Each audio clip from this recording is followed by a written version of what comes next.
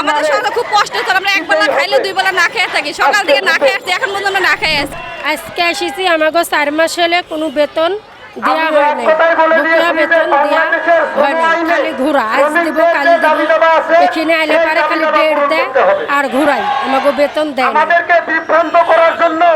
হ্যাঁ, এর আগে 3 বিড়ি এসেছি, 3 বিড়ি ডেট দিয়েছে আর ঘুরাইছে। তখন ডেট দিয়েছে, অমুক দিব তমুক দিব, দিদি দেয় নাই।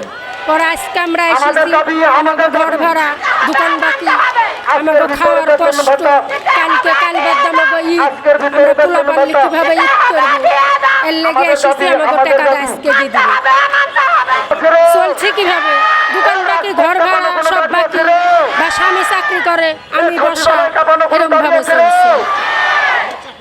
না, আমাকে ফিঙ্গার লক করে দিয়েছে, আমাকে চাকরি অন্য জায়গা হয় না।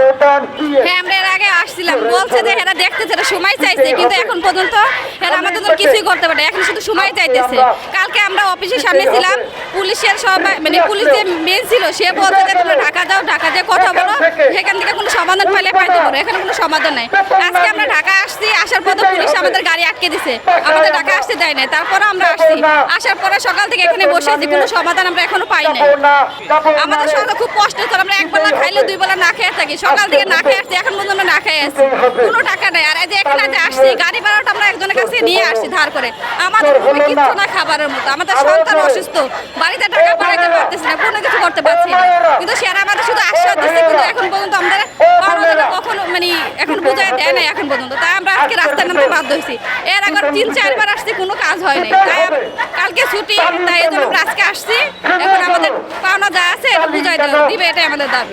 এখন পাওনা না দিলে, যতক্ষণ পাওনা না দিবে আমরা এখানেই থাকবো, আমরা এখান থেকে এক পাও যাবো না। হ্যাঁ, আজকে আমরা এখন থাকবো, এখন আমাদের দেওয়ালের পিঠ থেকে গেছে, এখন আমাদের না যাইলে হইতেছে না, আমাদের এখানে থাকতে হবে। যতক্ষণ আমাদের পাওনা দানা না দিবে তখন আমরা এখানেই থাকবো, আমরা এখান থেকে এক পাও যাবো না। পুরোতক্ষণ আমরা রাস্তায় না খেয়ে মরে যাবো। এটা দেখুক বাংলাদেশ সরকার, আমাদের মতো অসহায় মানুষরা কিভাবে রাস্তায় না খেয়ে মারা যাচ্ছে।